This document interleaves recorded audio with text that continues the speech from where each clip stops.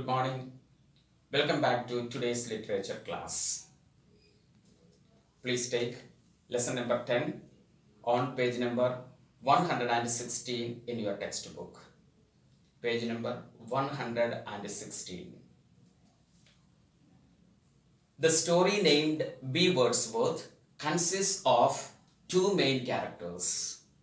The story consists of two main characters.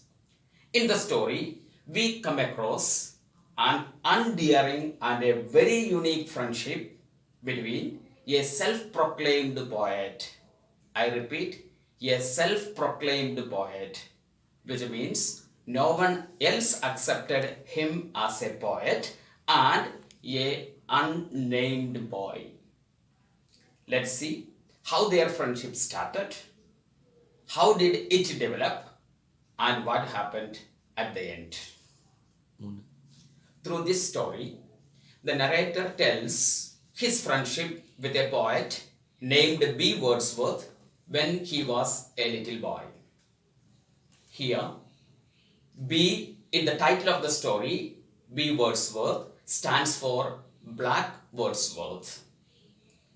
Black Wordsworth says, White Wordsworth, that is William Wordsworth, the English romantic poet, well known for his lyrical ballads, is his own brother. With this introduction, let us begin the story, B. Wordsworth. Three beggars called punctually every day at the hospitable houses in Megal Street. At about 10, an Indian came in his dhoti and white jacket, and we poured a tin of rice into the sack he carried on his back. At 12, an old woman smoking a pipe came and she got a cent. And at 2, a blind man led by a boy called for his penny. Let's see the first paragraph. Three beggars called punctually every day at the hospitable houses in Megal Street. People over there in the Megal Street in Spain, they were very, very hospitable. That could be the reason the writer says, three beggars called punctually. They used to come at a punctual interval. Exact time they used to come. Three beggars called punctually every day at the hospitable houses, the friendly houses. That's what the meaning of the word hospitable here. Hospitable houses in Megal Street. Megal Street, as I have already told, it's a place in Spain. And let's see how they come. At about 10, an Indian came in his dhoti and white jacket. Exactly at 10 o'clock early in the morning, at 10 o'clock, an Indian came in his dhoti and white jacket, and we poured a tin of rice into his sack he carried on his back. He used to carry a sack at his back, on his back, and in that bag we provided him a bit of rice, a tin of rice. That is what the writer here says. And we poured a tin of rice into the sack he had carried on his back. At 12, an old woman smoking a pipe came and she got a cent. After 2 hours, another beggar came. Let's see who she is. At 12, an old woman smoking a pipe came and she got a cent. A cent means a small amount of money. Could be 1/100th part of a dollar. That is what a cent is. At 2, a blind man led by a boy called for his penny. Thirdly, that is at 2 o'clock, a blind man led by a boy called for his penny. Like this, punctually, the three beggars used to come over there at the Megal Street, which was very, very hospitable. The people were very, very hospitable there. Sometimes we had a rug. One day, a man called and said he was hungry. We gave him a meal. He asked for a cigarette and wouldn't go until we had lit it for him. That man never came again. The writer says that all these beggars that are mentioned previously are of no problematic ones at all. But sometimes we had a rug. Sometimes we see the rubbish people used to come over there. Rascals, that is what the rug means here. One day a man called and said he was hungry. Let's say a man came one day and he told that he was hungry and we gave him a meal. We belonged to the hospitable community. So as the man proclaimed that he was hungry, we provided him for the meal and he asked for a cigarette and wouldn't go until we had lit it for him. After that, after having taken his meal, he asked for a cigarette and the man was very, very adamant. He would not go unless and until we have lit the cigar for him. That man never came again. Fortunately, we did not see that man anymore. The strangest caller came one afternoon at about 4 o'clock. I had come back from school and was in my home dress. The man said to me, "Sonny, may I come inside your yard?" The strangest caller over here means visitor. So the strangest visitor came one afternoon at about 4 o'clock. Evening at 4 o'clock, a different visitor came, a stranger came, and I had come back from school and I was in my home clothes. I just reached back from my school and I was in my home dress, and the man said to me, the man who came to my house saw me and he called out and he said, "Sonny," he used to call me by the name Sonny. He called me by the name Sonny, maybe out of love, out of affection. He called me, "Sonny, may I come inside your yard?" The stranger asked me, "May I come into your courtyard?" He was a small man and he was tidily dressed. He wore a hat, a white shirt and black trousers. He was a small man, the man who came inside my house and asked me, "Sonny, may I come inside your courtyard?" He was a small man and was tidily dressed and he was dressed neatly. He wore a hat, he had a hat on his head, a white shirt and black trousers. I asked, "What do you want?" And I asked the stranger, "What do you want?" See, here all the places we see that the boy speaks wrong English because he is a boy from Spain and who is a small child. He is a small child. He doesn't have the mastery of English language at all. So often we see the English used by the boy over here is not good English at all. So I asked, "What do you want?"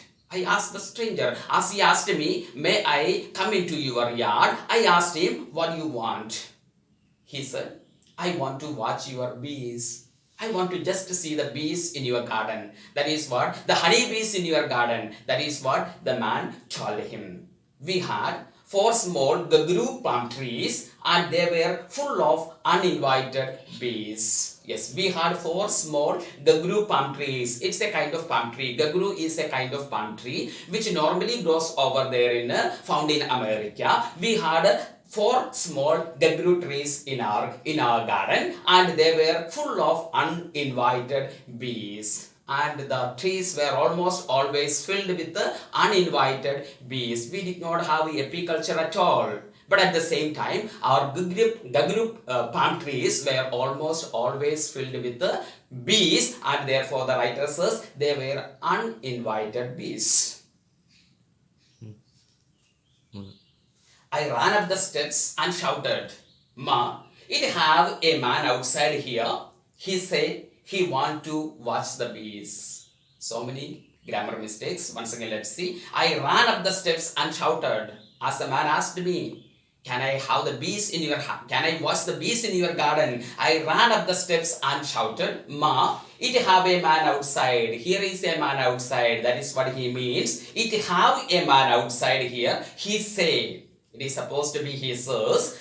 The boy speaks wrong English. Let's see once again. He say he want. It's not he wants that is used by the boy here. The boy says he wanted to watch the bees. So he ran towards the room and he shouted towards the step and shouted to his mother, "Ma, if it have a man outside here, there is a man outside here and he says he wanted to watch the bees." My mother came out, looked at the man and asked in unfriendly way, "What do you want?" The English of the mother is also exactly like that of the boy. Let's see how the mother speaks here. My mother came out, looked at the man, and asked in an unfriendly way. Since he was a stranger, my mother asked him in an unfriendly manner, what you want? What do you want? That is what my mother too asked him, but it was in an unfriendly manner. The man said, I want to watch your bees. He put forward once again his demand. I want to watch the bees in your garden. His English was so good. It did not sound natural, and I could see my mother was worried. His English was so good. The language spoken by this man, Wordsworth's language was impeccable. It was perfect English. His English was so good. It did not sound natural, and I could see my mother was worried. Certainly, my mother was a bit worried because my mother understood the man speaks impeccable English, which means that he must be an Englishman. He is not the original inhabitant of our place. So, therefore, my mother was a bit worried. She said to me, stay here and watch him while he watches the bees. Again, mother says, while he watches the bees. Not watches. It is supposed to be while he watches the bees. Once again, let's see. She said to me, stay here and watch him. So, my mother commanded me, stay here and watch him while he watches the bees. When he is observing the bees over there in the gegru trees, you remain here and observe the man. That is what my mother told me. The man said, thank you, madam. You have done a good deed today. As my mother permitted the man to be inside the garden, the man said, thank you, madam. You have done a good deed today. You helped somebody today, and that's a great deed from your side. That's the way the man appreciated my mother. He spoke very slowly and very correctly, as though every word was costing him money. He spoke very slowly and very correctly. He did not make any mistake at all. His language, as I told earlier, it was impeccable English, and as though every word was costing him money, he spoke only what was needed. He did not speak anything unnecessarily. He spoke exactly what was needed to be communicated. He watched the bees. We watched the bees, this man and I, for about an hour, squatting near the palm trees. We watched the bees. The writer says, this man and I. The writer himself, together with the stranger, both of us, that was what mother had already told me to do. You watch this man while he watches the bees. So that is what we together, we watched the bees, this man and I, for about an hour, squatting near the palm trees, almost for an hour. We squatted nearby the palm trees and we went on watching the bees. The man said, I like watching bees. Sonny, do you like watching bees? He said, the man said, I like watching bees. I'm so happy to spend my time watching the bees. Sonny, do you like watching bees? And he asked me, Sonny, that is what we have already seen that with affection. Affectionately, he used to address the boy as Sonny. Sonny, do you like watching the bees? Do you like watching the bees as I do? I said, I ain't have the time. I gave the reply immediately. I said that I don't have the time to spend like this watching the bees. He shook his head sadly. He said, that's what I do. I just watch. I can watch ants for days. Have you ever watched ants and scorpions, centipedes, canaries? Have you watched those? He shook his head sadly. As I told him, I did not have the time to spend like this watching the bees. That is what I said. He shook his head very sadly and he said, that's what I do. I just watch. I spend the time watching the bees. That is what I often do. The man says, I can watch ants for days. He says that I can spend even days watching the activities of the small ants that move. Have you ever watched ants? Have you ever spent the time in watching the activities of ants and scorpions and centipedes and canaries? Have you watched those? Have you watched the movement of these creatures? Have you watched the movements of scorpions? Have you watched the movements of the centipedes? Have you watched the movements of canaries? Canaries, another insect. Like that of the centipedes, they are called the millipedes. And have you watched those? Have you ever spent your time in watching the ants, watching the movements of the scorpions? Have you spent time in watching the movements of centipedes as well as millipedes? I shook my head. I showed my disagreement. As a man asked me whether I have spent time in watching the movements of the scorpions, centipedes, millipedes, and etc. I showed my disagreement. I never had the time to spend like that. I shook my head. I said, "What you does do, mister?" Again, see, what you does do. Mr. Wrong English. So I asked him, "What do you do?" I turned to the man as the man told that he can spend days watching the activities, the movements of the ants. And he also told that he spends time watching the movements of centipede, millipedes, etc. So I asked him, "What do you do?" He got up and said, "I'm a poet." The man got up from there. We were squatting near the palm tree. From there, he stood up and he told, "I'm a poet." I said, "A good poet?" I asked him, "Are you a good poet?" He said, "The greatest in the world." In response to my question, he answered me that he is the greatest poet that ever lived. That is what he said, the greatest in the world. "I am the greatest poet that ever lived in the world," was the reply of this man. "What your name, mister?" Instantly the boy asked him, "What your name is?" "B. Wordsworth." He gave the answer, "I am B. Wordsworth." Further the boy asked, "B for Bill?" Is the letter B stands for Bill? Black Wordsworth. White Wordsworth was my brother. We share one heart. I can watch a small flower like the morning glory and cry. He said that B does not stand for Bill. B stands for black, and my complete name is Black Wordsworth.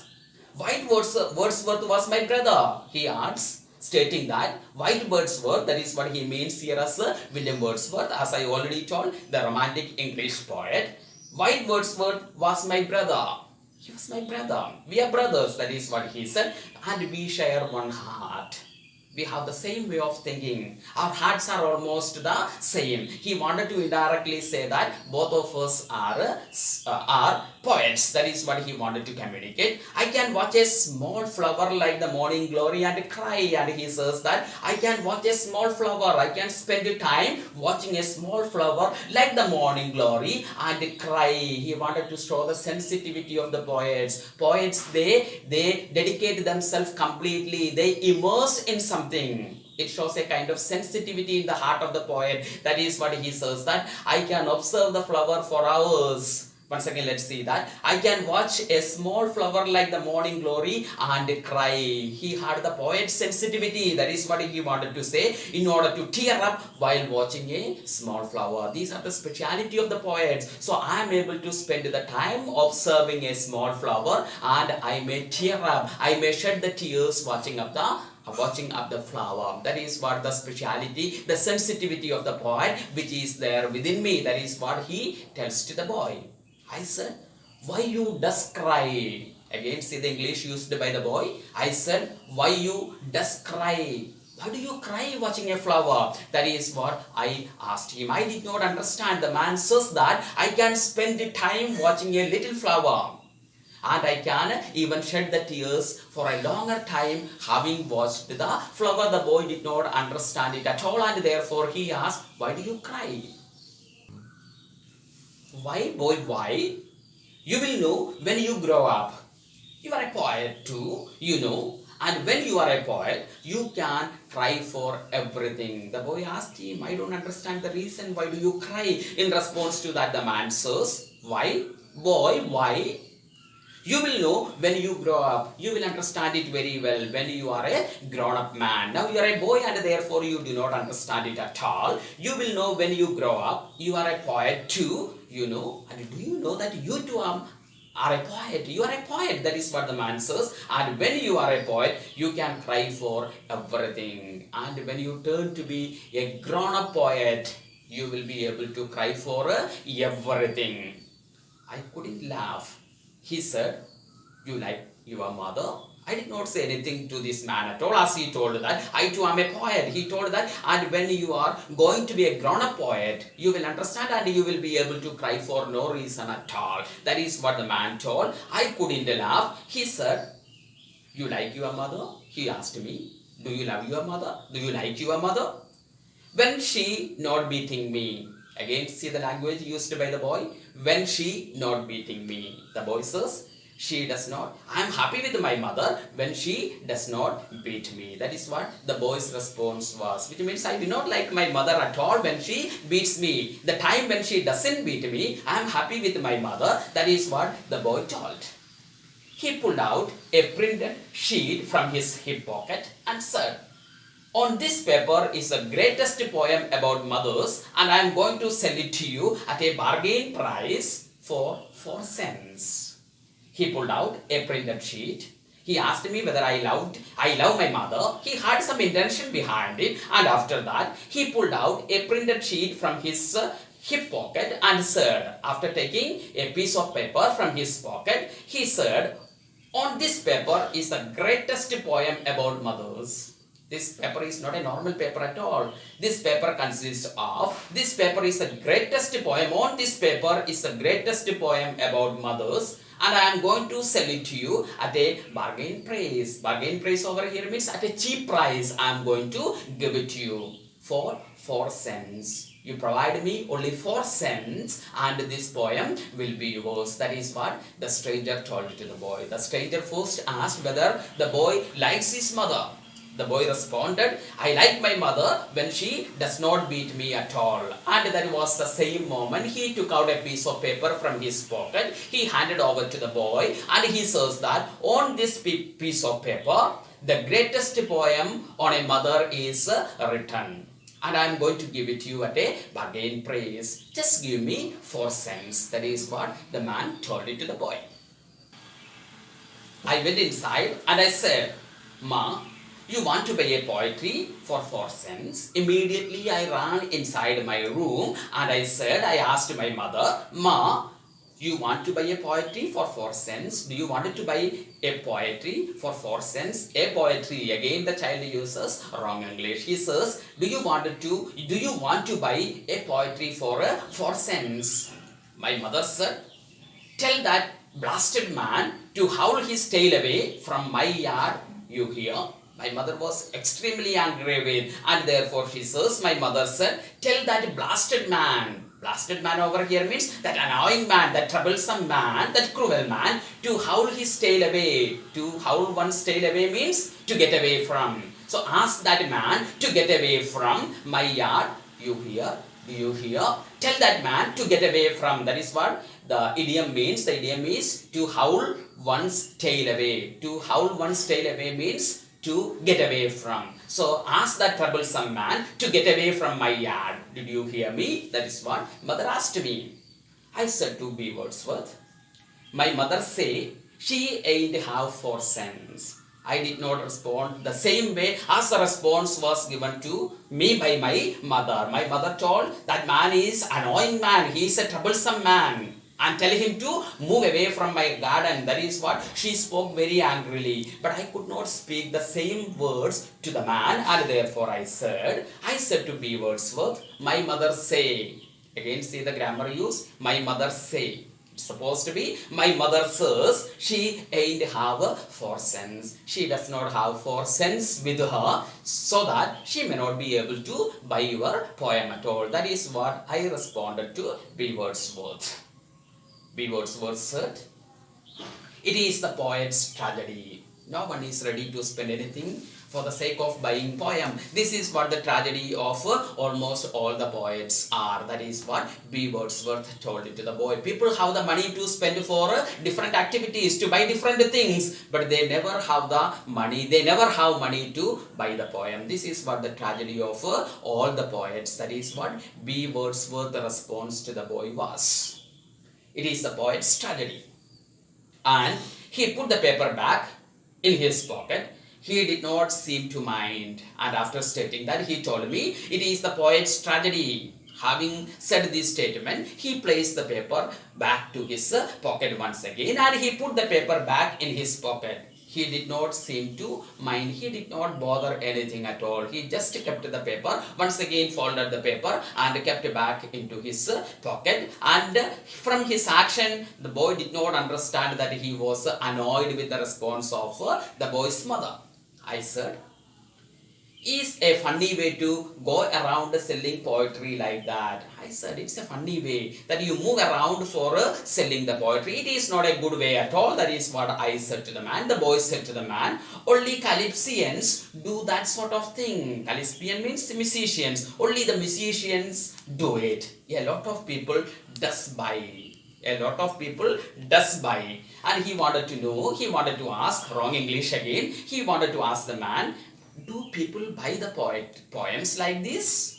He said, no one has yet brought a single copy. He told that I tried to sell my poems related to different subjects, but so far no one has brought anything from me. Once again, let's see that. No one has yet brought a single copy. Nobody has purchased even a single copy of poem from my hand. But why do you just keep on going around then? Again, see the language used by, but why you just keep on going around then?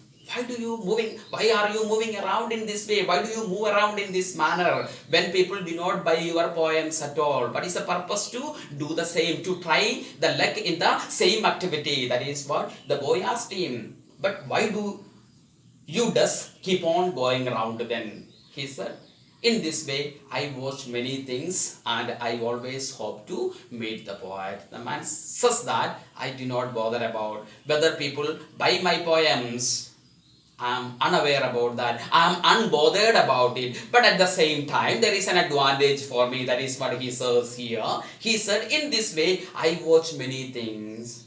I am able to watch so many things in and around the world in this way. And I always hope to meet poets. And I wanted to meet other poets in my life. So this may be an opportunity for me to meet the poets in my life on my way. So therefore, I am not heartbroken at all. I am not dissatisfied at all. That is what the man says. Whether the people buy it or they do not buy it, I do not bother about it at all, because I am able to see the things, I am able to watch many things, and I always hope to meet poets. And this is what my expectation in life is, that I will be able to meet other poets.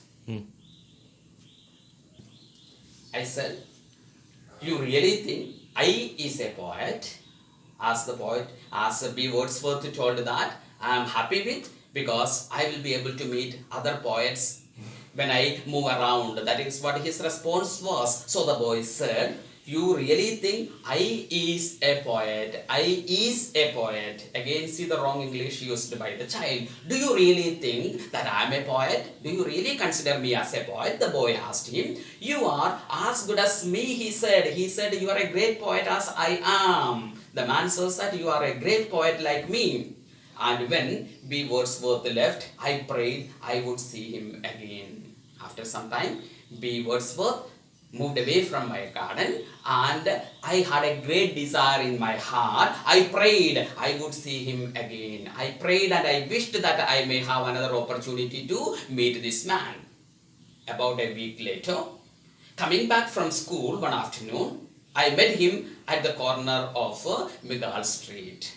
About a week later, so almost a week passed after our first meeting. About a week later, coming back from school one afternoon, I met him at the corner of Migall Street. As I was returning back from my school, I happened to meet him in an afternoon. I met him at the corner of Migall Street. I met him in the corner, at a corner over there in the Migall Street. He said, I have been waiting for you for a long time. The moment B. Wordsworth met me, he told me, I have been waiting for you for a long time. I have been waiting over here in order to meet you for a longer time. That is what B. Wordsworth told to the boy. I said, you sell any poetry yet? See the language? You sell any poetry yet? He wanted to ask the man whether the man had sold any poem. That is what the boy asked. Did you sell any poem? That is what the boy wanted to ask him. He shook his head. He shook his head. It was a way of disagreement. He was not able to sell any poem so far. he said, in my yard, I have the best mango tree in Port of Spain. And now the mangoes are ripe and red and very sweet and juicy. I have waited here for you to tell you this and to invite you to come and eat some of my mangoes. Man has already told.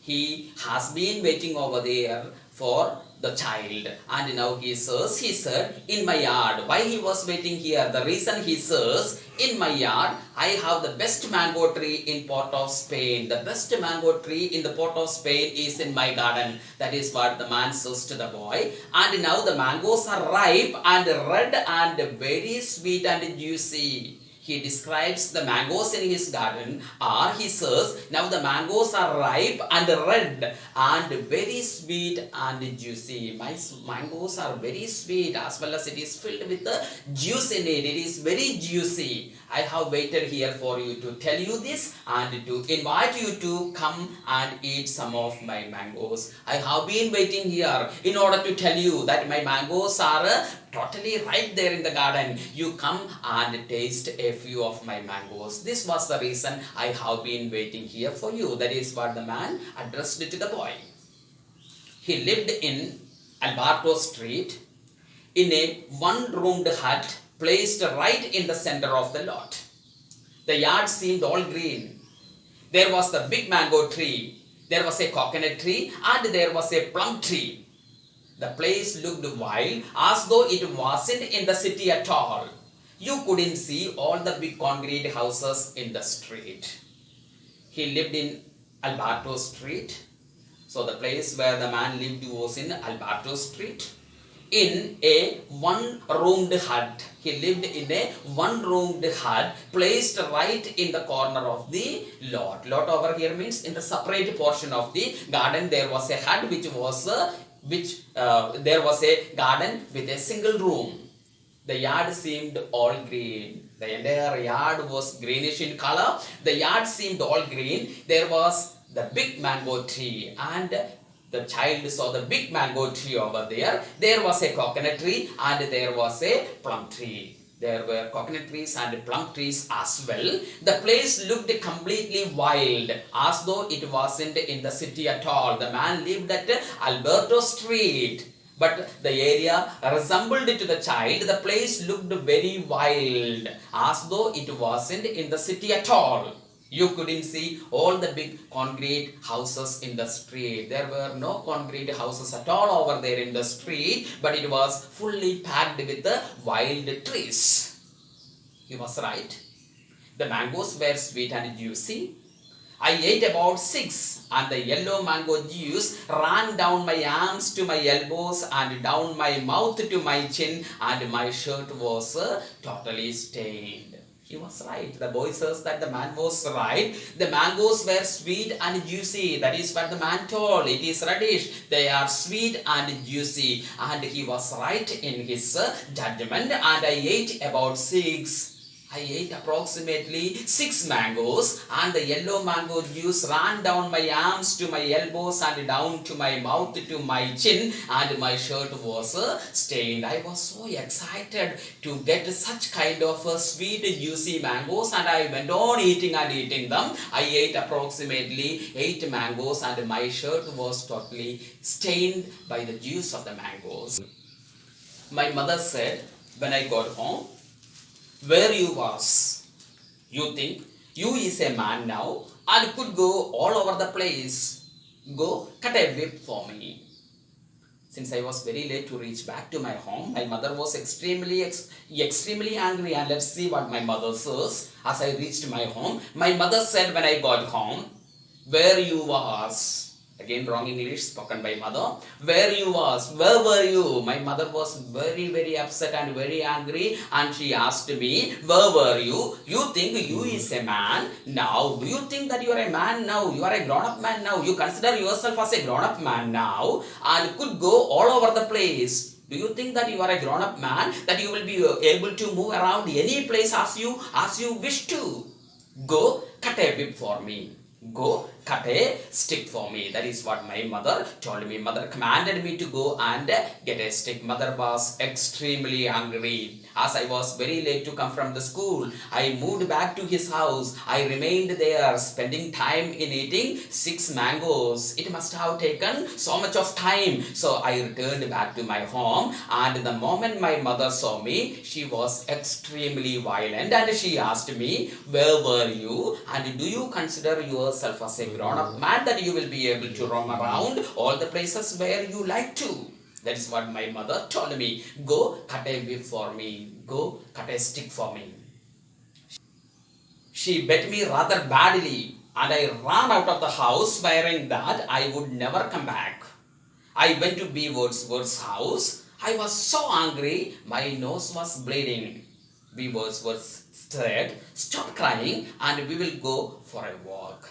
She beat me rather badly. My mother beat me miserably, and I ran out of the house swearing that I would never come back. I ran away from my house by swearing I will never return back to the house at all. I went to B. Wordsworth's house. I returned back to the house of B. Wordsworth, and I was so angry. My nose was almost bleeding. I was extremely angry. I decided that I will not be returning back to my home at all to get again another beat.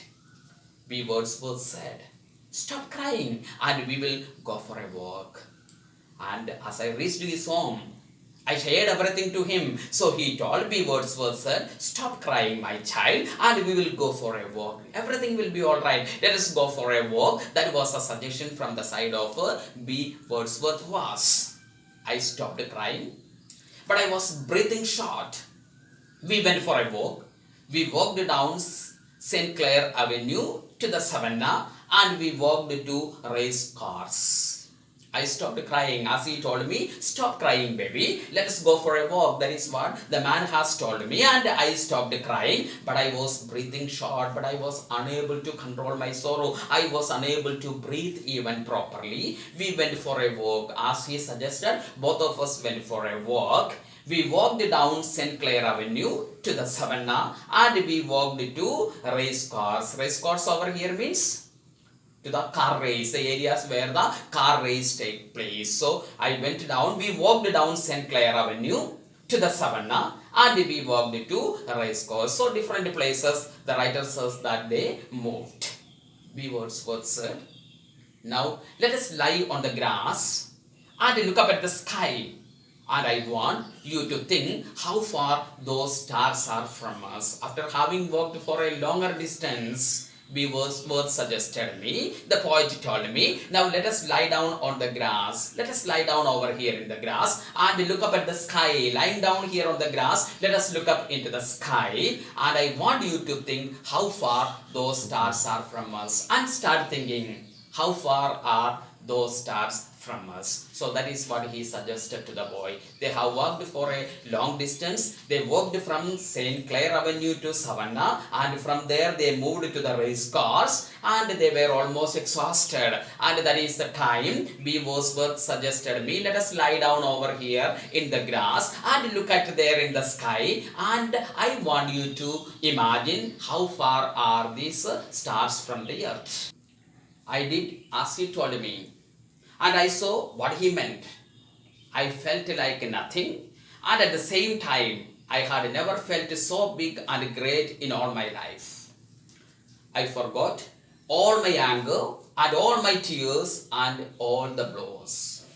I did as he told me, as he asked me just to lie down on the lawn, on the grass, and look at the sky, and let us imagine, and you may imagine how far are these stars from the earth. That is what he told me to do. I did as he told me, and I saw what he meant.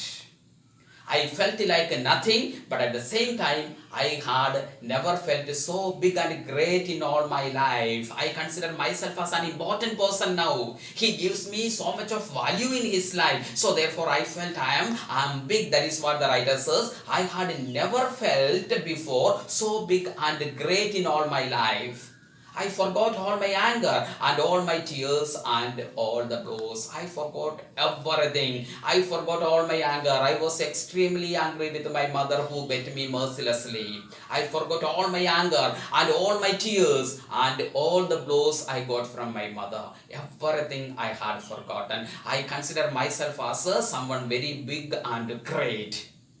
When I said I was better, he began telling me the names of the stars, and I particularly remembered the constellation of Orion the Hunter, though I don't really know why. I can spot Orion even today, but I have forgotten the rest. When I said I was better, after lying down over there in the grass and imagining how far are the stars from, that was a technique, that was a method from the side of B. Wordsworth in order to soothe the angry mind of the child. That is what his purpose was. The child understood it very well, and after some times, when I said I was better, when I felt that I am perfectly alright. That is what in the previous paragraph we saw. The boy says, I forgot all my anger, all my tears and all the blows, which means he is almost perfectly all right now. So when I said I was better, he began telling me the names of the stars. When I told him that I am perfectly all right, he started telling me the name of different stars in the sky, and I particularly remembered the constellation of Orion the Hunter, though I don't really know why. I remember only Orion, the constellation of Orion. The rest of the stars I do not remember at all, and I don't know the reason why do I remember Orion the Hunter, though I don't really know why. I can spot Orion even today, but I have forgotten the rest. And the boy says, I can spot Orion even today. Looking at the constellation, the star Orion, I can even spot it today, but I have forgotten the rest of the stars. Let's stop for the day. Let me remind you to go through the lesson, read the lesson at least 2 or 3 times, and I hope you have already completed the question answers of the previous lesson in your workbook. Thank you.